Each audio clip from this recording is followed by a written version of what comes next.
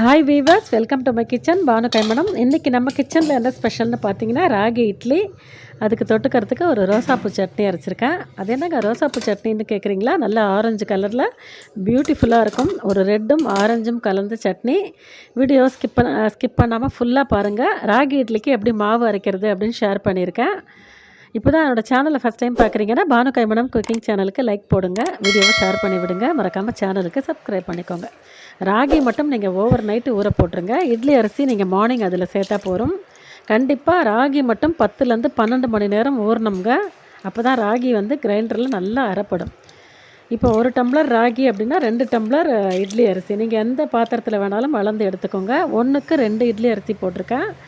உளுந்து ஒரு தலை வெட்டி 1 டம்ளர். இப்போ ராகி எடுக்கிறேன்னா தலை வெட்டி அதே டம்ளரால் 1 டம்ளர் உளுந்து, 1 டீஸ்பூன் வெந்தயம். உளுந்து தனியாக ஊற வச்சுருக்கேன். இப்போ கிரைண்டரில் முதல்ல நம்ம உளுந்து போட்டுக்கலாம். இப்போ நம்ம கிரைண்டரில் ராகி அரைக்கும்போது உங்களுக்கு என்ன சிரமம் ஏற்படும் அப்படின்னு பார்த்தீங்கன்னா, ராகி மட்டும் அவ்வளோ சீக்கிரத்தில் மசியாது. அதனால் ராகியை முதல்ல கொஞ்சம் நீங்கள் அரைச்சிட்டு அப்புறமா அரிசி போடுங்க. இதை நான் இப்போ அரைக்கும்போது நான் தெரிஞ்சுக்கிட்ட விஷயம் இது. அரிசி ராகி ரெண்டும் சேர்த்து போடும்போது அரிசி ரொம்ப மசிஞ்சிருதுங்க. ராகி மசியறதுக்கு லேட் ஆகுது. அதனால் நான் ரெண்டையும் ஒன்றா ஊற வச்சதுனால இதை கண்டுபிடிச்சேன். உங்களுக்கு என்ன நான் சொல்கிறேன் அப்படின்னு பார்த்தீங்கன்னா, ராகியை தனியாக கிரைண்டரில் போட்டு அரைச்சிருங்க. அது நல்லா முக்கால்வாசி அரைஞ்ச பிறகு நீங்கள் அரிசி சேர்த்துக்கோங்க. இப்போ எனக்கு அரிசி கரகரான்னு எடுத்தால் பிடிக்கும். ஆனால் அந்த ராகி அரைகிறதுக்காக நான் வெயிட் பண்ணேன் பார்த்தீங்களா, அதில் எனக்கு அரிசி கொஞ்சம் நல்லா மசிஞ்சு போச்சு. எனக்கு அரிசி கரகரான்னு எடுத்து இட்லி ஊற்றினா ரொம்ப பிடிக்கும். அதுக்காக தான் இந்த டிப்ஸ் நான் உங்களுக்கு சொல்கிறேன். இப்போ கொஞ்சம் கரகரப்பாக இருக்குது. இந்த நேரத்தில் நான் எடுத்துக்கிறேன். ஆனால் ராகி இன்னும் கொஞ்சம் அரையலாம் போல் இருக்குது. ஆனால் தோலெல்லாம் நல்லா அரைஞ்சிருக்குங்க. அதனால் போதும் அப்படின்ட்டு எடுத்துட்டேன் நான். நீங்கள் அரைக்கும்போது ராகி ஃபஸ்ட்டு போட்டு முக்கால்வாசி ராகி அரைச்ச பிறகு இட்லி அரிசி தனியாக ஊற வச்சு சேர்த்து அரைச்சி பாருங்கள். கரகரன்னு வேணும் அப்படின்னா அந்த மாதிரி தான் நம்ம செய்யணும். இப்போ 5 மணி நேரம் இந்த மாவு புளித்து நல்லா பொங்கி வந்துருச்சு பாருங்கள். நான் ஈவினிங்கே ஒரு 5 ஹவர்ஸ் புளிக்க வச்சு எடுத்து ஃப்ரிட்ஜில் போட்டேன். இப்போ மறுநாள் மார்னிங் எடுத்து கலக்கிறேன். எவ்வளோ கெட்டிமாக மாவு சூப்பராக பொங்கி வந்திருக்கு பாருங்கள். இதில் இருக்கிற ஏர் பபிள்ஸ்லாம் உடையணும். கடைசி வரைக்கும் நல்லா கலக்கி விட்டுருங்க. கலக்கி விட்டுட்டு நல்லெண்ணெய் தடவி இப்போ நம்ம இட்லி ஊற்ற ஆரம்பிக்கலாம். எப்போவுமே இட்லி பானையில் தண்ணி வச்சுருங்க. அது கொதிக்கட்டும். கொதித்த பிறகு இட்லி ஊற்றி வச்சுங்க அப்படின்னா ரொம்ப சூப்பராக வந்துடும். இது ஆஸ் யூஷுவல் இட்லி 8 நிமிஷம் அப்படின்னா இதை 8 நிமிஷம் குக் பண்ணிவிட்டு மீடியம் ஃப்ளேமில் ஒரு 2 நிமிஷம் நான் சிம்மில் வச்சு எடுத்தேன்.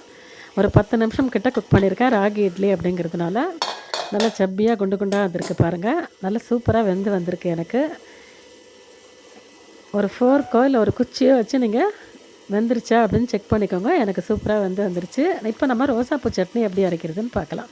2 பழுத்த பழம் தக்காளி வெந்நீரில் குக் பண்ணிகிட்ருக்கேன். அது தோல் உறிஞ்சி வர வரைக்கும் நல்லா சாஃப்ட் குக் ஆகட்டும்.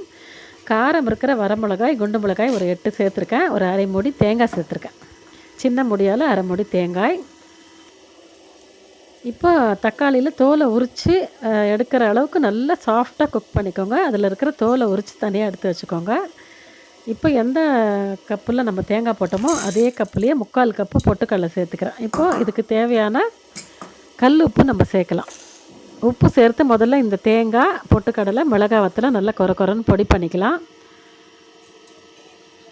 தண்ணி விடாமல் உப்பு சேர்த்து கொரன்னு பொடி பண்ணிக்கோங்க. அதுக்கப்புறம் தக்காளி சேர்த்துக்கலாம். இந்த அளவுக்கு சாஃப்டாக வந்திருக்கு பாருங்கள். இட்லி நல்லா சாஃப்டாக இருக்குது. எனக்கு கொஞ்சம் சூடாக இருக்குது, உங்களுக்கு உடச்சி காமிக்க முடியல. இந்த ராகி இட்லி மாவை வச்சு நம்ம இட்லி ஊற்றலாம், ஊத்தப்பம் ஊற்றலாம், தோசை ஊற்றலாம். இந்த ராகி இட்லி மாவுலேயே நம்ம குழி பணியாரம், அந்த பணியாரம் கூட சுட்டு எடுக்கலாம் சாயங்காலத்தில். அது ஒரு நாளைக்கு நான் ஷேர் பண்ணுறேன். ரொம்ப சூப்பராக இருக்குங்க. நம்ம மெனோபாஸ் ஆன லேடிஸ், 50+ இருக்கிற லேடிஸ்க்கெலாம் கால்சியம் சத்து கண்டிப்பாக தேவை உழைக்கிறதுக்கு. விட்டமின்ஸ் இல்லாமல் நமக்கு டெஃபிஷியன்சி ஏற்படுற நேரம் இது. அதனால் கண்டிப்பாக வாரத்தில் ஒரு நாள் கண்டிப்பாக ராகி இட்லி நம்ம சாப்பிட்லாம். எப்போ இட்லிக்கு அரைச்சாலும் ராகி சேர்த்து அரைச்சிக்கோங்க. ஒரு நாள் ராகி இட்லி, ஒரு நாள் கம்பு இட்லி, கம்பு தோசை, இந்த மாதிரி சாப்பிட்டோம் அப்படின்னா நமக்கு நிறைய விட்டமின்ஸு, கால்சியம் எல்லாம் நமக்கு உணவுலேயே கிடச்சிரும். அதனால் கண்டிப்பாக ட்ரை பண்ணி பாருங்கள். இப்போ ரோசாப்பூ சட்னி தக்காளி சேர்த்து அரைச்சி எடுத்துட்டேன். இப்போ இதுக்கு கடுகு, சீரகம் தாளித்து கொட்டிக்கிறேன். மேலே பெருங்காய பவுடர் சட்னியில் போட்டு வச்சுருக்கேன். இந்த தாளிப்பு அதில் சேர்த்துட்டோன்னா நம்ம ரோசாப்பூ சட்னி ஜம்முன்னு ரெடி ஆகிடும். ரொம்ப ரொம்ப டிஃப்ரெண்ட்டாக டேஸ்ட்டாக இருக்கும் இந்த ரோசாப்பூ சட்னி. இந்த ராகி இட்லி கூட கண்டிப்பாக ட்ரை பண்ணி பாருங்கள். உங்கள் ஃபீட்பேக்கை மறக்காமல் கமெண்ட் செக்ஷனில் சொல்லுங்கள். இந்த வீடியோ பிடிச்சிருந்ததுன்னா நம்ம பானுக்கை மேடம் குக்கிங் சேனலை லைக் பண்ணி ஷேர் பண்ணி மறக்காமல் சப்ஸ்கிரைப் பண்ணிக்கோங்க. தேங்க்ஸ் ஃபார் வாட்சிங்.